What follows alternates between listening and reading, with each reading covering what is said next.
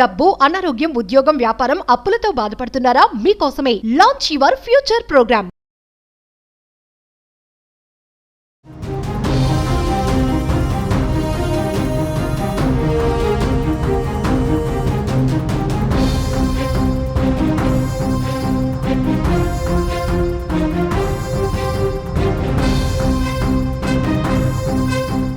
నమస్తే, welcome to Suman TV. ప్రస్తుతం మనతో పాటు ఉన్నారు అనలిస్ట్ డాక్టర్ నంది రామేశ్వరరావు గారు. సార్తో మాట్లాడు. నమస్తే సార్. నమస్తే సార్, ట్రంప్ 2.0 మరి H1B వీసా ఉంచుతాడా తీసేస్తాడా అంటే ఎలిమినేట్ చేసేస్తాడా, మరి ఉంటాయా అంటే ఏం చెప్తారు సార్? H1B వీసా అనేది ఎలిమినేట్ చేయడండి. రూల్స్ కొద్దిగా మారుస్తున్నారు, ప్రొసీజర్ మారుస్తున్నారు, అమెండ్మెంట్ చేస్తున్నారు. ఎందుకంటే వాళ్ళకి వచ్చిన ఇన్ఫర్మేషన్లో లక్షల మంది మెక్సికో కానీ, కెనడా కానీ, జపాన్ కానీ, చైనా కానీ, ఇండియా కానీ ఇట్లో ఉన్నారనేది ఒక అవగాహన వచ్చేసింది. క్లారిటీగా వాళ్ళు సర్వే చేయించుకున్నారు. ఆ సర్వే చేయించుకున్న తర్వాతే ట్రంప్ అనేది ఎలక్షన్లో కంటెస్ట్ చేసినప్పుడు 1 year ముందు నుండి చెప్తూ వచ్చాడు. క్యాంపెయిన్ అన్నింటిలో కూడా నా మొదటి సంతకం వలసదారుల మీద చూసి చెక్ చేసి ఇల్లీగల్ ఎవరైతే ఉన్నారో, అన్స్కిల్డ్ ఎవరైతే ఉన్నారో వాళ్ళని పంపించేస్తాను అని చెప్పారు. ఆ నినాదంతోనే అమెరికన్స్ వర్ హ్యాపీ. కనీసం వీళ్ళు వెళ్ళిపోతే మాకు కొద్దిగా లోడ్ తగ్గి మాకు సీట్లు వస్తాయి, జాబులు వస్తాయి అన్నట్టు ప్రకటించాడు. అది ఆ నినాదం మీద స్ట్రాంగ్గా ఎలన్ మస్క్ కూడా సపోర్ట్ చేసి ట్విట్టర్లో కానీ కొన్ని అకౌంట్లు అన్నీ బాగా టైం అంత పెద్ద అయినా ప్రతి నిమిషానికి వేలల్లో సంపాదించి ఆయన క్యాంపెయిన్ చేసి పార్టీల కోసం అప్గ్రేడ్ చేసి మీటింగ్లు పెట్టాడు. ఆ విధంగా గెలిచాడు. సో ట్రంప్ని అందుకని బోర్డులోకి తీసుకున్నాడు, అడ్వైజరీ కమిటీలో తీసుకున్నారు. Department of government efficiency last time మనం మాట్లాడుకున్నాం. దాని తాలూకా పనితీరును ఈయనతో కలిపి ఏవి రామస్వామి ఆయన కలిపి ఇద్దరు చేస్తారు. అయితే ఇక్కడ ఏమైందంటే ఇప్పుడు ఈయన అన్న మాట నిల్చోబెట్టుకోవాలి కదా. ఇప్పుడు ఈయన ఎట్లా ఉన్నాడంటే వుండెడ్ టైగర్, దెబ్బతిన్న పులి ఎట్లా ఉంటుంది కనిపిస్తే లాస్ట్ టైమే ట్రై చేశాడు అసలు జనవంతి. కాకపోతే హైలైట్లో అప్పటికి ఏమైంది, ఆయన మెజారిటీ లేదు. అప్పుడు మెజారిటీ లేనందువల్ల అది అమలుపరచలేదు. స్టార్ట్ చేశాడు, ఆయన అయ్యే టైంకి కొలాప్స్ అయిపోయింది గవర్నమెంట్. ఇప్పుడు ఏం చేస్తున్నాడంటే వాళ్ళని నాకు ఓన్లీ ఎవరైతే ఇల్లీగల్గా అన్స్కిల్డ్ పీపుల్ ఎంటర్ అయిపోయారో అమెరికాలోకి, యుఎస్లోకి వాళ్ళని లిస్ట్ చేశాడు. లిస్ట్ చేసి పంపించడానికి మనం మాట్లాడుకున్నాం 1 లక్ష మంది ఎంతమంది రెడీగా ఉన్నారు. ఇంకో ఫ్యూచర్లో కూడా 18 లక్షల మంది. సో వాళ్ళందరినీ రెడీ చేసుకుని ఇప్పుడు చెక్ చేస్తున్నాడు, పాయింట్ టు పాయింట్ చెక్ చేస్తాడు. Every person, every visa, every passport అన్నీ చెక్ చేసి వీడు అసలు దొంగతనంగా వచ్చాడా, లేకపోతే పర్ఫెక్ట్గా వచ్చాడా, మేనేజ్ చేసుకొని వచ్చాడా, డబ్బులు ఇచ్చి వచ్చాడా, ఇవన్నీ చూసాను. దీనివల్ల మొదట చూసుకుంటే లాస్ట్ టైం ప్రెసిడెంట్ అవ్వకముందు కామెంట్ ఏం చేశాడు, ఈ H1B ఎలన్ మస్క్ అడ్డుపడ్డాడు. ఎందుకంటే ఆయనకే ఫస్ట్ క్లాస్. ఆయన ఇప్పుడు వరల్డ్లోనే నెంబర్ 1 చేయండి. టెస్లా వచ్చి స్పేస్ ఎక్స్ వచ్చిన తర్వాత ఇప్పుడు మనం ఫోన్ ఇవన్నీ రాకెట్స్ అన్నీ is B number 1 in the world అయిపోతాడు. ఒకప్పుడు బిల్ గేట్స్, వారన్ బఫెట్ అందరూ ఒకటి టాప్ 3, 4, 5లో ఉంటారు. ఇక్కడ ఏమవుతుందంటే he wants the great America again great America ఉండాలి. మనం గ్రేట్ ఇండియాకి ఎందుకు సపోర్ట్ చేయాలి, గ్రేట్ చైనాకి ఎందుకు సపోర్ట్ చేయాలి, మన కంట్రీ మనం సపోర్ట్ చేసుకోవాలని. సో H1B వీసాలు ఏం చేస్తాడంటే కొన్ని రూల్స్ టైట్ చేస్తాడు. ఫర్ ఎగ్జాంపుల్ ఎట్లా చేస్తాడు, if you are not skilled ఏదో ర్యాండమ్గా వేగ్గా వచ్చేసి కన్సల్టెన్సీ మాట్లాడి ఇచ్చేస్తే వాడు బయటకు వస్తారు. ఎందుకంటే వాడు మళ్ళీ రీటెస్ట్ పెడతారు, లేదా రీకోడింగ్ చేస్తారు, ఫెయిల్ అయిపోతారు. సబ్జెక్ట్ లేని కూడా ఆటోమేటిక్ ఫెయిల్ అయిపోతుంది. నెంబర్ 1. నెంబర్ 2, లాటరీ సిస్టమ్ ఎత్తేస్తాను అంటున్నాడు. లాటరీ సిస్టమ్ అంటే బఫూన్ గడు కూడా సెలెక్ట్ అవ్వచ్చు, యాక్చువల్ సబ్జెక్ట్ నోట్ సెలెక్ట్ కాకపోవచ్చు.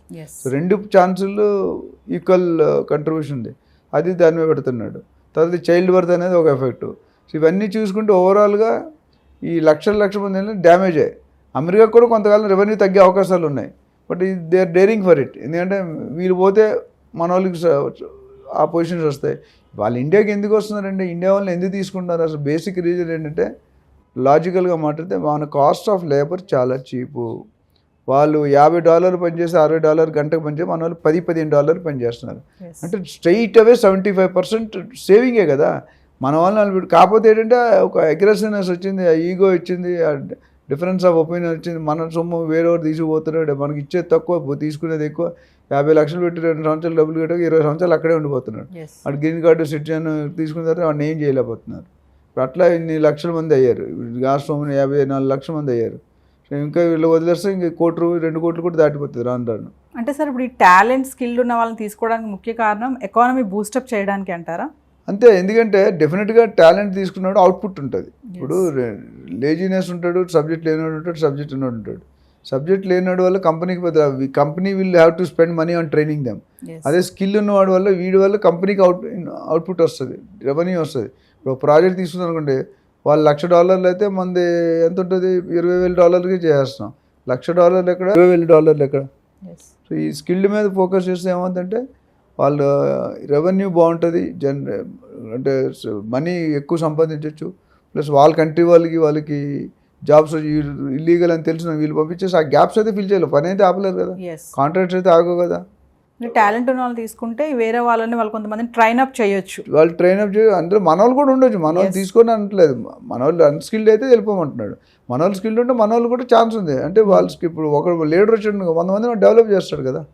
ఇప్పుడు మేము చేసే పని అదే. CEO ఏం చేస్తాడు, ఒక లీడర్. CEO అంటే ఒక లీడర్, MD అంటే ఒక లీడర్.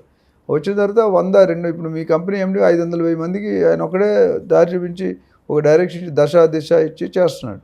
అట్లా అక్కడ కూడా వాళ్ళు ఏమంటే ఇండియన్సా, అమెరికన్సా, చైనాస్ అని పక్కన పెడితే ఈవెన్ అమెరికా వాళ్ళు కూడా అన్స్కిల్డ్ అయితే తీసుకోపోవచ్చు. సో స్కిల్డ్ పీపుల్ వల్ల కంపెనీకి అన్ని విధాలుగా బెనిఫిట్.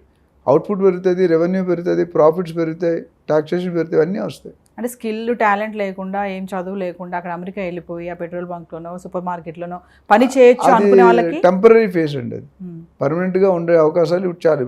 రాను ఇప్పుడు ప్రతి ఎంట్రీ కూడా ఇటు పై అయినవి ఆల్రెడీ లిస్ట్ చేసుకున్నాను ఏమన్నా పంపించాలని. కొత్త వాళ్ళని వచ్చేటప్పుడే ముందు ఆకాంక్షలు పెట్టేస్తాను, నువ్వు రాలేవు, రాకూడదు అని. అంటే ఏదేమైనా సార్, ఈ H1B వీసాకి సైలెన్స్ని బ్రేక్ చేసేసాడు అనుకోవచ్చా ట్రంప్? అది మొదటే ఇంటి ఎప్పుడో ఇచ్చాడు. జో బైడెన్ ఎలక్షన్ ఓడిపోయినప్పుడే చెప్పాడు.